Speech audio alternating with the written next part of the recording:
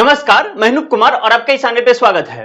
इस वीडियो में मैं आपको 7 पॉइंट्स ऐसे बताऊंगा जिससे हम डिसाइड कर सकते हैं, अनुमान लगा सकते हैं और ये हम मान सकते हैं, सीधा निष्कर्ष निकलता है कि सीयूटी पीजी 2024 का कट ऑफ इस बार हर सब्जेक्ट में कम जाने वाला है।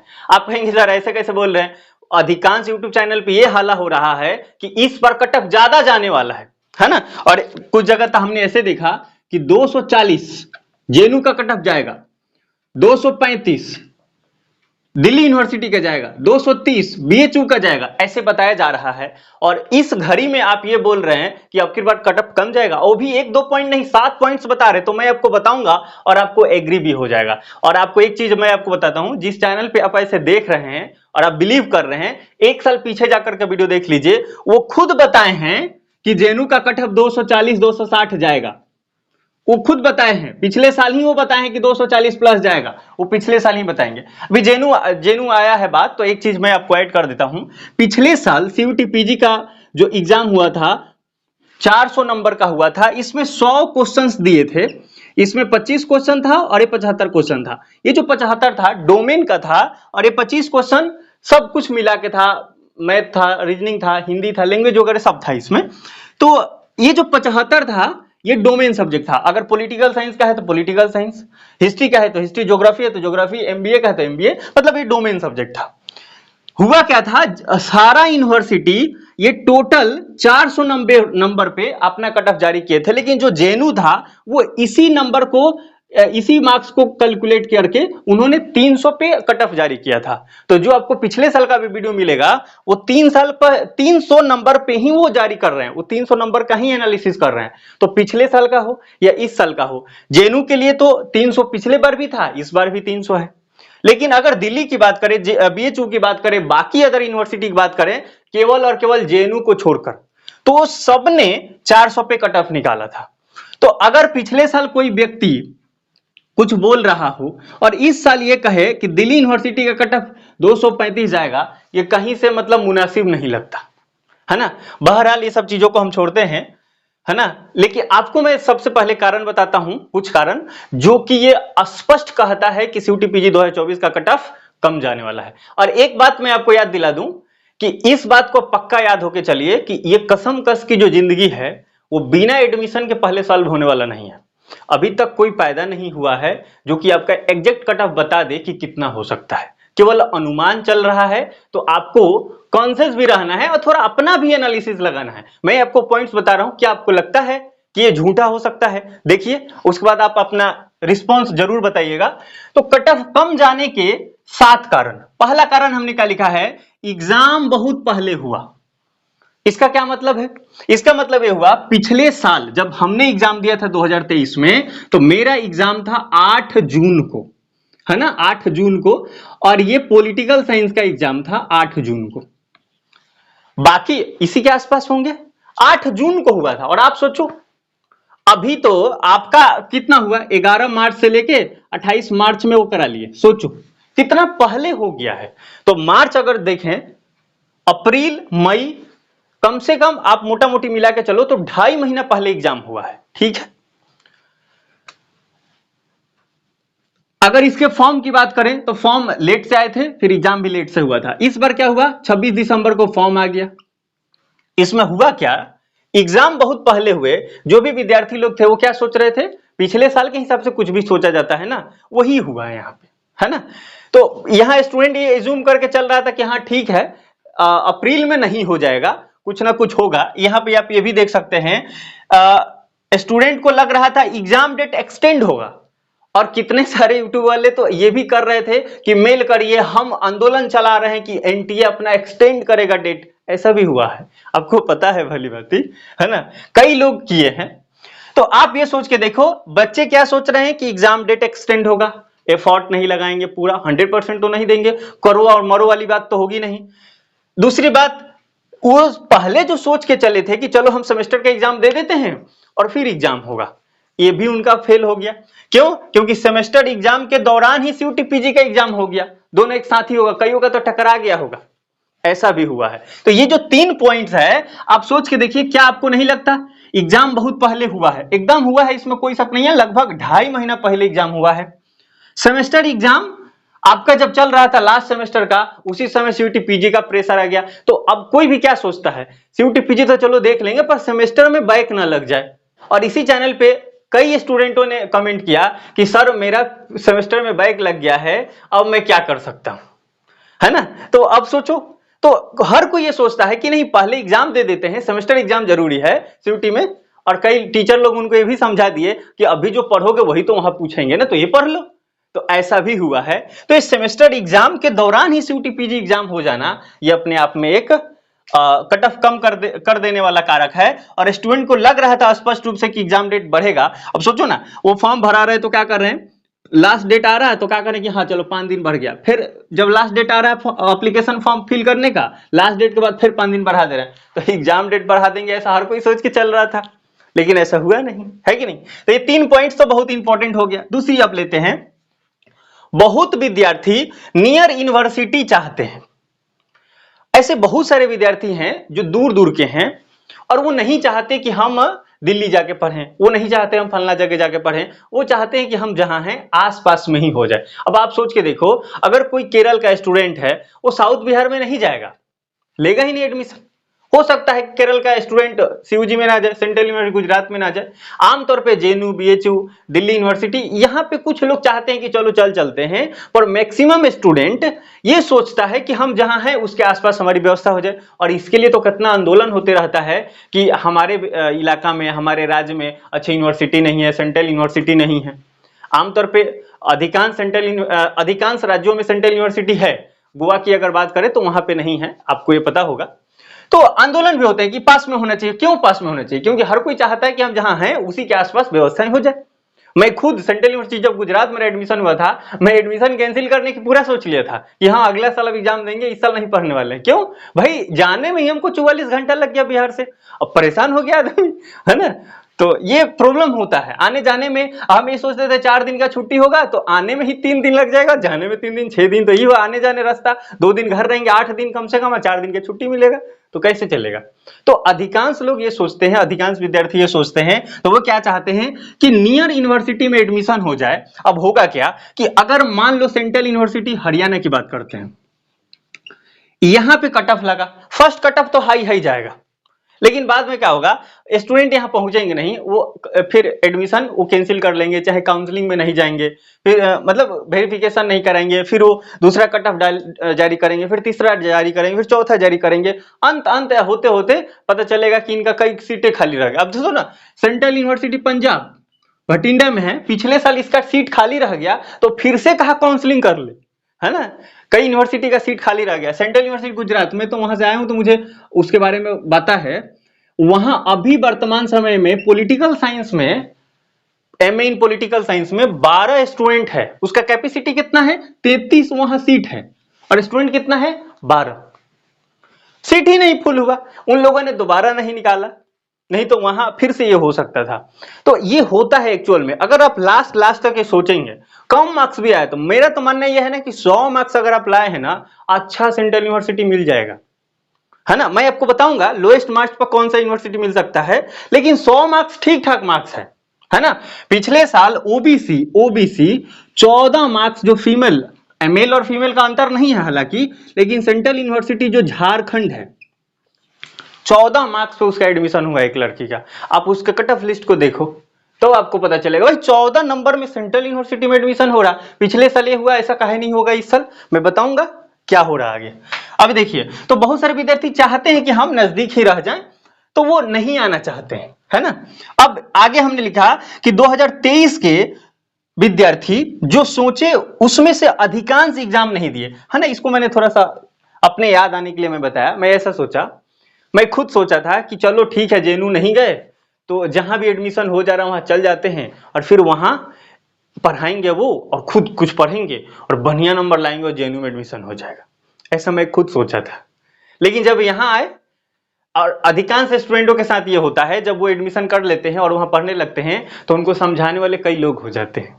क्या कहते हैं, 1 साल बहुत होता है, तुम काहे 1 साल बर्बाद करोगे, है कि नहीं। फिर उनको वहां जाते हैं तो थोड़ा ठीक ठाक लगने लगता है, तो लगता है कि रहने देते हैं। मेरा एक दोस्त है, वो क्या बोलता है कि अनूप ऐसे सोचो कि अगर एक साल की अगर बात करें 12 महीना होता है। अगर हम लोग को अगर पहले पढ़ेंगे मतलब एक साल अगर ड्रॉप नहीं करते हैं तो मान के चलो कि एक साल पहले जॉब लग गया तो क्या होगा, एक साल का सैलरी मिलेगा, 12 महीना का कम से कम सैलरी होगा। एजुकेशनल फील्ड में हम अगर रहेंगे असिस्टेंट प्रोफेसर टाइप अगर होगा तो कम से कम 80 तो मिलता है, लेकिन हम 50 ले लेते हैं, कुछ ऐसा ही जब होगा मतलब ओवरऑल लेते हैं कि 50,000 तो कम से कम देंगे। जॉब लगा कहीं तो एक साल पहले, एक साल हमने बचा लिया।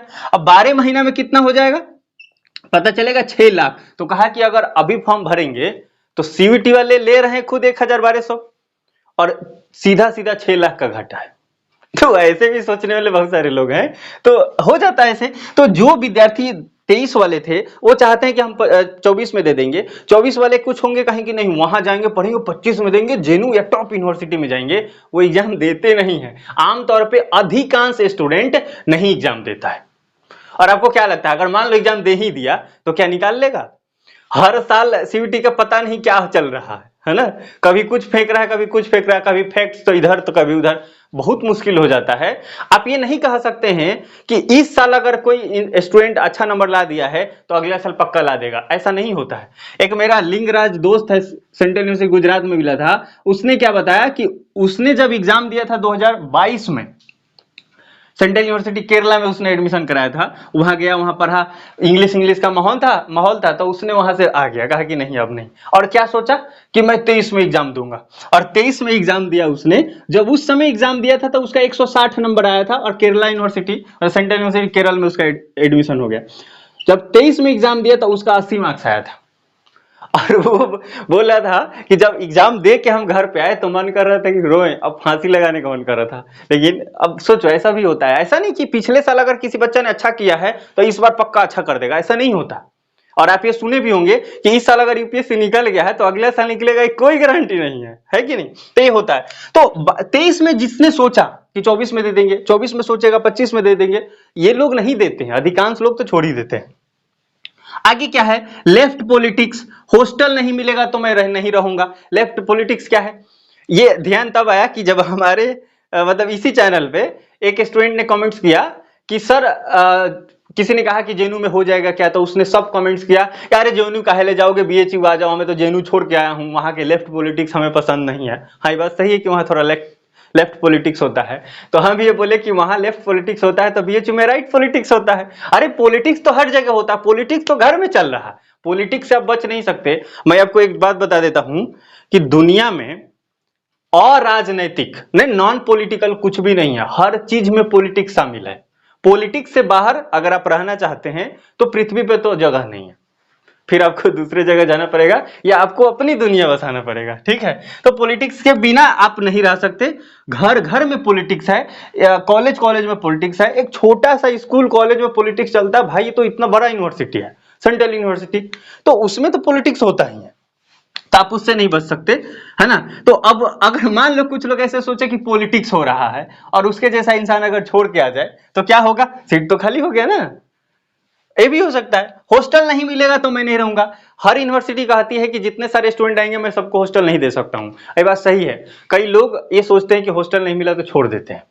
मुझे कुछ पेरेंट्स से बात होती है, खास कर जो लड़कियां होती है फीमेल, उनको दिक्कत होता है, वो बोलते हैं कि नहीं अगर हॉस्टल नहीं मिला तो छोड़ो क्या ही। और ये भी आप सोचो ना, कभी न्यूज में आ जाता है कि जेएनयू में ये हो गया, ऐसे गलत नारे लगाए गए हैं, बीएचयू में ये हो रहा है, अपने कुछ न्यूज भी सुना होगा। इस वजह से पेरेंट्स क्या बोलते हैं कि नहीं मेरी बेटी नहीं जाएगी, एग्जाम देने के बाद भी नहीं जाने देते हैं। कुछ लोग ऐसे भी होते हैं, हालांकि ये गलत बात है। एग्जाम अगर दिया, अच्छा नंबर आया, बीएचयू जेएनयू दिल्ली यूनिवर्सिटी मिल रहा है तो पक्का जाना चाहिए। मेरा मानना है कि अगर सेंट्रल यूनिवर्सिटी में आपका एडमिशन हो रहा है तो कोई भी यूनिवर्सिटी हो अच्छा तो होता ही है ना, मोर और लेस ठीक है। तो ये सब चीजें होगा, तो इस वजह से भी कुछ लोग एडमिशन नहीं लेते हैं।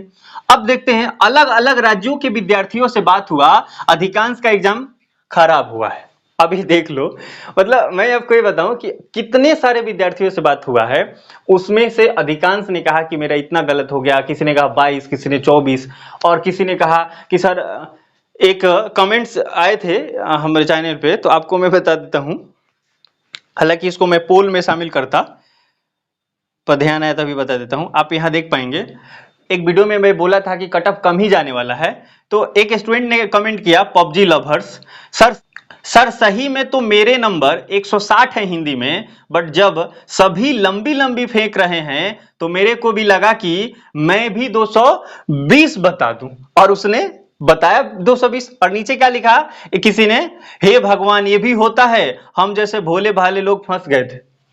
तो ये होता है ना, ये होता है कि जब सब लोग फेंक रहे हैं तो लगता है कि हाँ चलो फेंक ही देते हैं। अब रिजल्ट आने से पहले अगर कोई पूछता है कितना एग्जाम कैसा गया, बढ़िया गया एग्जाम ये होता है कि नहीं, ये एक्चुअल में यही बात है।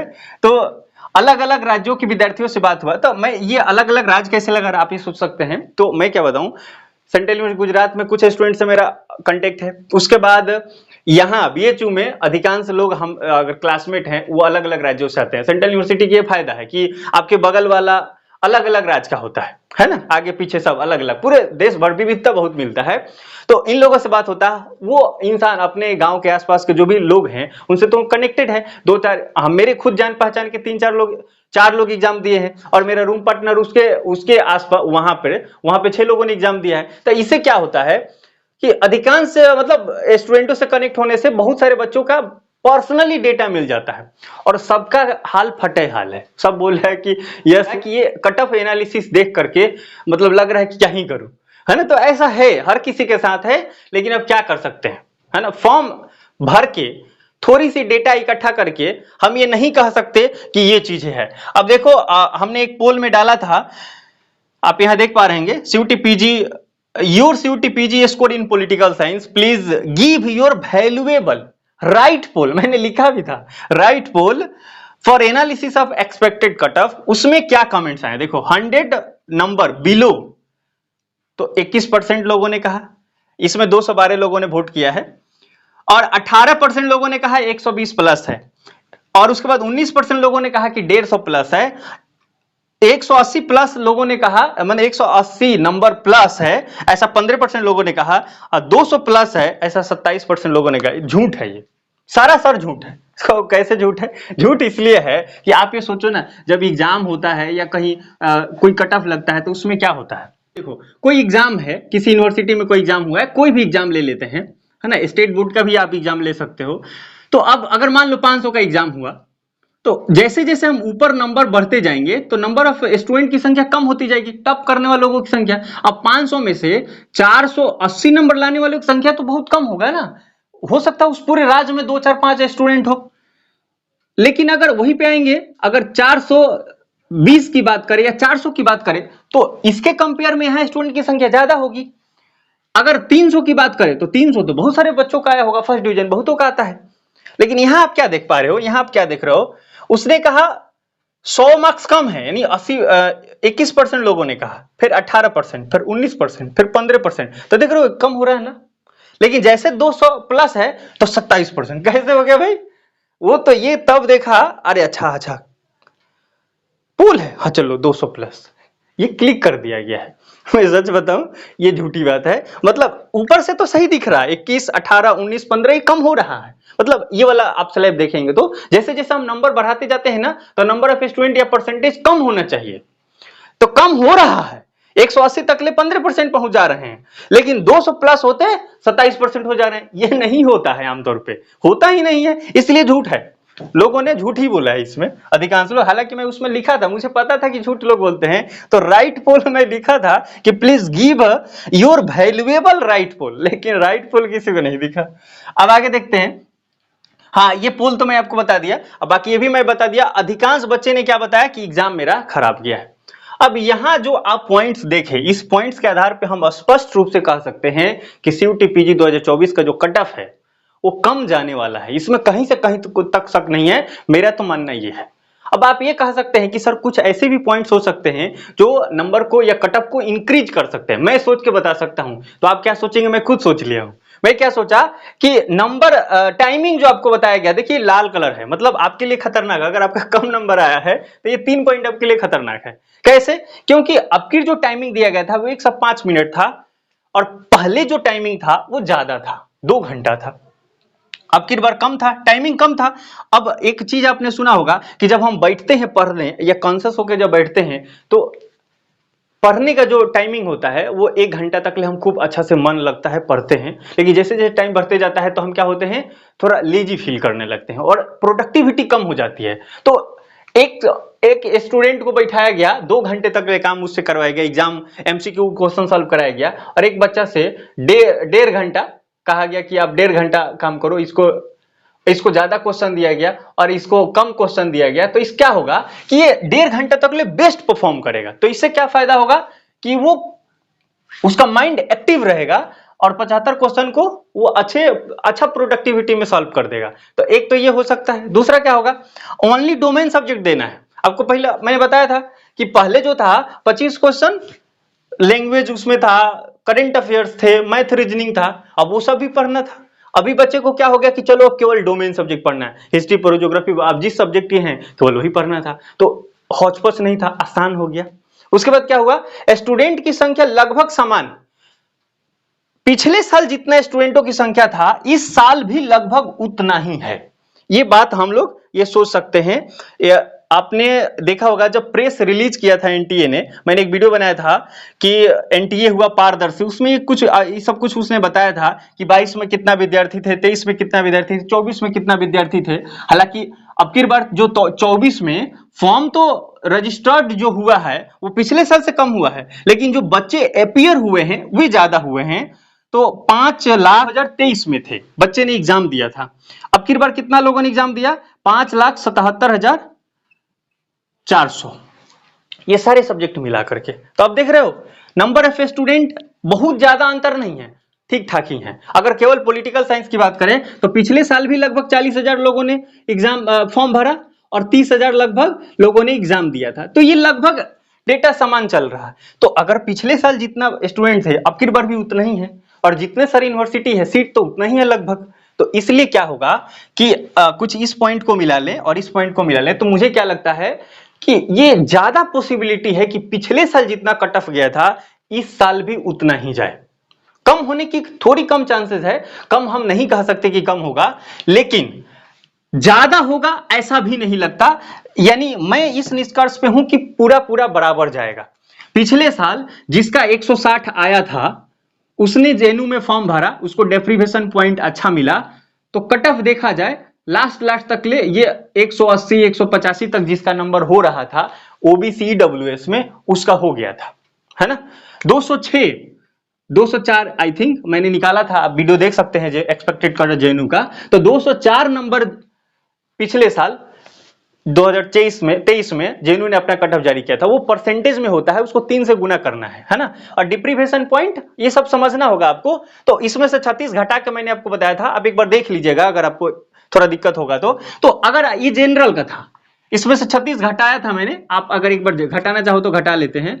तो इसमें 8 हो गया और ये अब देखो 168 मार्क्स जिसका था, जनरल के स्टूडेंट फीमेल हो, जनरल के थी और उसका 168 नंबर आया था पिछले साल, उसका जेएनयू में एडमिशन हुआ था फर्स्ट कट ऑफ लिस्ट में।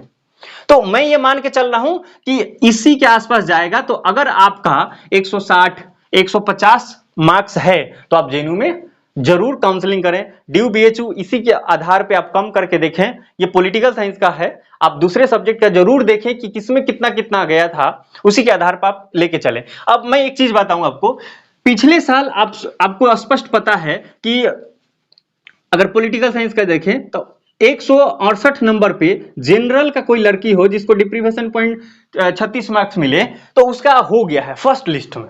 तो आप ये बताओ हमको, अगर जो लोग बता रहे हैं कि अब की बार 240 कट ऑफ जाएगा, ठीक है उनको मान लेते हैं, तो आप क्या करोगे? अगर आपका 160 नंबर आया है तो आप फॉर्म काउंसलिंग नहीं करोगे? किस आधार पे कि ये लोग बता रहे हैं और पिछले साल का कट ऑफ आपको नहीं दिख रहा है और मैं आपको यहां बता रहा हूं। अब सोचो अगर नहीं काउंसलिंग करे, अब पिछले साल रिपीट हो गया पिछले साल वाला कहानी, तो फिर आप क्या करोगे? हाथ मलते रह जाओगे और फिर पछताओगे कि ये हो गया वो हो गया। 200 रुपए के लिए पीछे नहीं हटना है। पिछले साल का कट ऑफ अगर लग रहा है आपका किसी भी यूनिवर्सिटी में तो आप जरूर काउंसलिंग में पार्टिसिपेट कीजिए। अगर यहाँ 160 आ रहा है, जनरल के यहाँ 160 आ रहा है तो आप भरिए। 180 आ रहा है तो सोचना ही नहीं। कई लोगों ने पूछा 200 मार्क्स सर मेरा हो जाएगा क्या जेएनयू? भाई पूछने की बात है, पिछले साल का कट ऑफ देखो, अब की बार देखो, एनालिसिस करो ना, खुद भी तो दिमाग है, दूसरे को देख के कहा इतना इन्फ्लुएंस हो रहा है। है ना। तो इसलिए अगर 180 नंबर आया है, आप किसी भी सब्जेक्ट के हैं, मुझे नहीं पता, आप किसी भी सब्जेक्ट के हैं, 180 नंबर आपका आ रहा है, तो आप जेएनयू में काउंसलिंग फॉर्म फिल कीजिए, इसमें कहीं से कहीं तक कोई शक नहीं है। अगर 150 आपका आ रहा है तो मैं कह रहा हूं खड़ा होकर, बिलीव मानिए आपका होने का पूरा पूरा चांस है दिल्ली यूनिवर्सिटी में।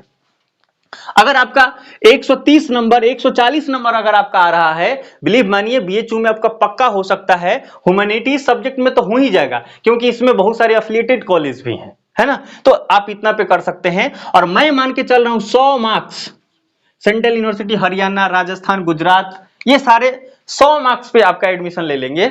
अच्छे से अच्छे यूनिवर्सिटी, सेंट्रल यूनिवर्सिटी आपका 100 मार्क्स में एडमिशन हो जाएगा। भाई पिछले साल साउथ बिहार, यहां पे ऑल एडमिटेड कई सब्जेक्ट में लिखा हुआ था, जितना लोगों ने काउंसलिंग किया सबका हो गया, आपका काहे नहीं हो सकता है। इसलिए आप फॉर्म भरिए। अभी मैं थोड़ा देर पहले सीयूजी के बारे में बताया था, सेंट्रल यूनिवर्सिटी झारखंड, 14 नंबर पे ओबीसी लड़की का एडमिशन हुआ है। तो आप अगर ये सोच के कि मेरा तो बहुत कम आया है, तो पीछे रह जाएंगे आप।